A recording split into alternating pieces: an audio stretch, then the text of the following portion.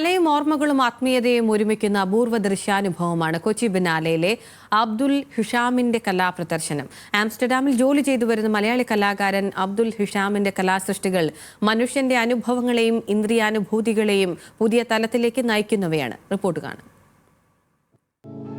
Kochi ബിനാലയിലെ healing എന്ന installation പ്രേക്ഷകരെ ഒരു ആത്മീയടത്തിലേക്ക് കൈപ്പിടിച്ച് നടത്തുന്നതാണ്.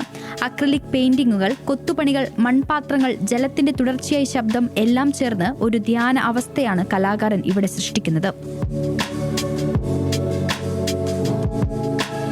ഓർമ്മകളും വിശ്വാസവും ഭൗതികയും ചേർന്ന കലാഭാഷയാണ് അബ്ദുൽ ഹിഷാമിന്റേത്. വ്യക്തിപരമായ അനുഭവങ്ങളിൽ നിന്ന് ഉയർന്നുവരുന്ന ഈ സൃഷ്ടികൾ മനുഷ്യനെ വിശാലമായ ബ്രഹ്മാണ്ഡവുമായി ബന്ധിപ്പിക്കുന്നു.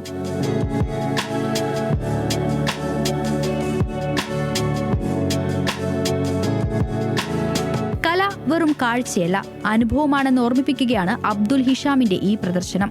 ആത്മീയതയും ആധുനിക കലയും തമ്മിലുള്ള ഈ സംവാദം കലാസ്വാദകർക്ക് ഒരു പുതുമയുള്ള അനുഭവമായി മാറുകയാണ്. ന്യൂസ് മലയാളം, കൊച്ചി.